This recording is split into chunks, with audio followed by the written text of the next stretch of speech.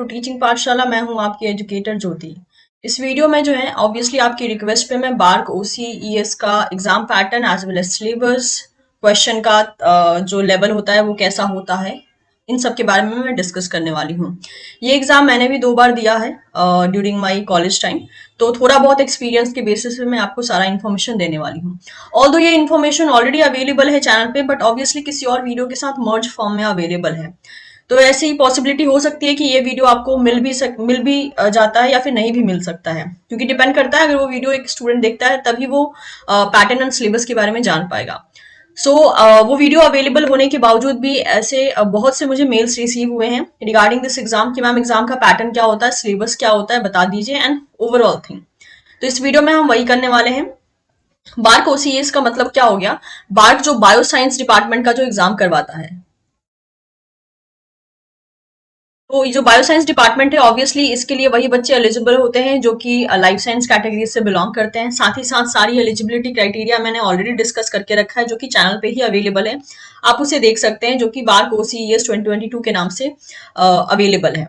इस वीडियो में मैं बात करने वाली हूँ कि ओवरऑल पैटर्न क्या होता है, सिलेबस क्या होता है, बिकॉज ये इन्फॉर्मेशन आपको हो सकता है ना मिले, क्योंकि इन्होंने जो ओवरऑल चीजें बता रखी हैं उसके बेसिस पे ही मैं इसको आपको आपके सामने जो है सारी की पॉइंट्स को डिस्कस करने वाली हूँ।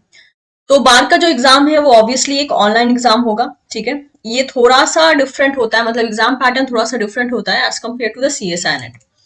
बार का जो एग्जाम है वो ऑनलाइन होगा, that is your CBT mode में होगा। क्वेश्चन जो आएंगे वो आएंगे टोटल 100 क्वेश्चन। 3 मार्क्स मिलेगा हर एक क्वेश्चन का। इसीलिए क्वेश्चन में आप ये कह सकते हो कि क्वेश्चन इस टाइप के होंगे जो कि ना ही ज्यादा लेंदी होंगे ना ही ज्यादा छोटे होंगे। जो पार्ट बी होता है सीएसआईआर का और पार्ट सी होता है, तो बार का क्वेश्चन जो है इन बिटवीन यहाँ पे आता है। कुछ एक आध क्वेश्चन हो सकते हैं जो कि पार्ट सी के साथ मैच कर जाए।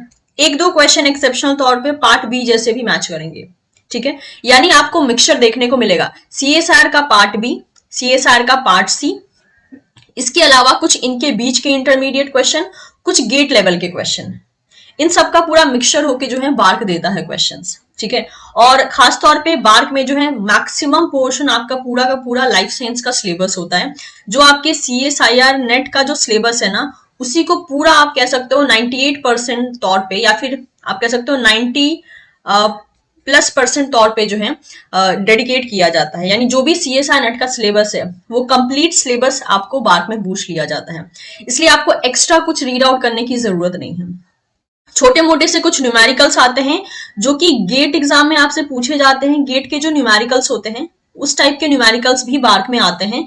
तो मेक श्योर अगर आप, मैं प्लस पॉइंट की बात करूं ना, तो अगर आप गेट का एग्जाम की तैयारी कर रहे हैं और सीएसआर की भी तैयारी कर रहे हैं ना, तो automatically you are already prepare for BARC OCES exam, ठीक है। तो वो प्लस पॉइंट होगा उन बच्चों के लिए जो गेट की भी तैयारी कर रहे हैं एज वेल एज सीएसआर की भी तैयारी कर रहे हैं, क्योंकि जो पोर्शन गेट के स्टैंडर्ड का आएगा वो आप गेट की नॉलेज से सॉल्व कर लोगे, और जो सीएसआर के स्टैंडर्ड का आएगा ऑब्वियसली वो सीएसआर की नॉलेज से आप सॉल्व कर लोगे। तो ये एक प्लस पॉइंट हो जाता है। तो क्वेश्चंस का मैंने एरिया बता दिया और लेवल बता दिया कि किस टाइप का लेवल का आता है। सीएसआर के लेवल का एंड गेट लेवल का दोनों को मिक्स करके क्वेश्चन आता है। क्वेश्चन छोटे भी मिलेंगे, बड़े भी मिलेंगे, इंटरमीडिएट भी मिलेंगे। नेगेटिव्स की बात की जाए तो 3 मार्क्स, एक क्वेश्चन सही होने पे 3 मार्क्स मिलते हैं, अगर वो गलत होता है तो 1 मार्क्स माइनस हो जाते हैं, यानी नेगेटिव के तौर पे -1 होता है। टाइम जो मिलेगा वो आपको 2 घंटे का मिलेगा, ठीक है। कैलकुलेटर प्रोवाइड किया जाएगा। सिलेबस आपको कहीं भी अवेलेबल नहीं मिलेगा, ना ही पीवाईक्यूज मिलेगा, लेकिन मैं पीवाईक्यू का वीडियो बहुत जल्दी ही अपलोड करने वाली हूँ। अब आपको ये एक गाइडेंस के तौर पे मैं बता दे रही हूँ, क्योंकि आपके पास 100 क्वेश्चंस होंगे, उसके लिए 2 घंटा होगा, ठीक है। यानी 60 मिनट्स प्लस 60 मिनट्स, यानी 120 मिनट्स की बात अगर हम करें, तो आपको हर एक क्वेश्चन पे एटलीस्ट 72 सेकेंड्स का टाइम लगाना पड़ेगा। अगर उससे ज्यादा टाइम लगाते हो आप तो हो सकता है क्वेश्चन छूट जाएगा, क्योंकि जो मेरा अटेम्प्ट था, मुझे याद है कि मैंने 2 अटेम्प्ट दिए थे, दोनों अटेम्प्ट में से किसी भी अटेम्प्ट में मैं पूरे क्वेश्चंस कर नहीं पाई थी। करना तो दूर की बात है, मैं देख भी नहीं पाई थी, क्योंकि मैं शुरू से ही स्लोली चल रही थी, बिकॉज मेरे पास टाइम मैनेजमेंट नहीं था। मुझे कोई ये बताने के लिए नहीं था, और ना ही मैंने कभी इस बारे में इतना डीपली सोचा कि पर क्वेश्चन मुझे कितना टाइम स्पेंड करना चाहिए। लेकिन क्योंकि आपको ऑलरेडी ऐसा कोई गाइड कर रहा है जिसने वो सारी गलतियां की हैं, उसकी उसकी गलतियों को देखकर आप ये मतलब एक प्लानिंग कर सकते हो कि आपको ऐसा क्या करना चाहिए कि आपसे वो गलतियां रिपीट ना हो। तो ये कैलकुलेशन के बेसिस पे मैं कह रही हूँ कि एक क्वेश्चन पे आप 1 मिनट या फिर ज्यादा से ज्यादा जो है 72 सेकेंड्स का टाइम दे सकते हैं। उससे ज्यादा अगर आप एक क्वेश्चन पे टाइम लगाते हैं तो चांसेस है कि कुछ क्वेश्चन आपके छूट जाएंगे, क्योंकि टोटल जो आपको टाइम मिल रहा है वो मिल रहा है 120 मिनट्स का, और क्वेश्चन है आपके पास 100। ठीक है, यानी 1 मिनट से थोड़ा सा ज्यादा जो है आप लगा सकते हो एक क्वेश्चन पे, उससे ज्यादा नहीं, अदरवाइज फॉर श्योर आपके पेपर जो है रह जाएंगे। तो ये सारी थी कुछ की points regarding the BARC OCES exam pattern as well as syllabus. जैसे मैंने बता दिया, again I am repeating, CSIR का पार्ट बी, पार्ट सी और गेट के क्वेश्चंस, इन सबको मिला के जो स्टैंडर्ड होता है वो स्टैंडर्ड दिया जाता है बायोसाइंस डिपार्टमेंट का। इसमें मेनली बायोलॉजिकल साइंस से रिलेटेड ही क्वेश्चंस आते हैं। लाइक लाइफ साइंस का जितना भी आपका सिलेबस है, सब कुछ वही सिलेबस इसमें डाल दिया जाता है। तो जितने भी आपके पास यूनिट्स हैं सीएसआर के, वो सारे ही यूनिट्स यहाँ पे पूछे जाते हैं।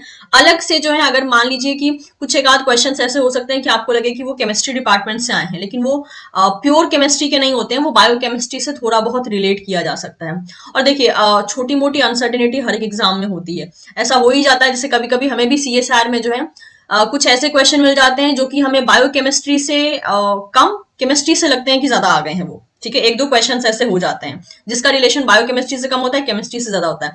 तो देखिए, ऐसी अनसर्टेनिटी को ऑब्वियसली हम कंसीडर नहीं कर सकते, क्योंकि ये अगर एक साल में अगर एक बार ऐसा हो भी जाता है तो अगले साल में हो ऐसा जरूरी नहीं होता है।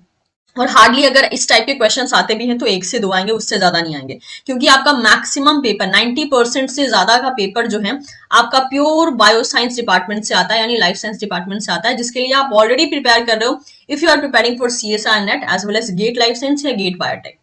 तो अगर आपके पास सीएसआईआर का प्रिपरेशन जर्नी आपका चल रहा है, और अगर आप गेट बीटी या गेट एक्सेल के लिए आपने तैयारी की है, तो ऑलरेडी आपको बेनिफिट मिलने वाला है, क्योंकि आप एक तरीके से प्रिपेयर ऑलरेडी हो चुके हो। बस मेक श्योर उसको थोड़ी सी पॉलिशिंग करनी है।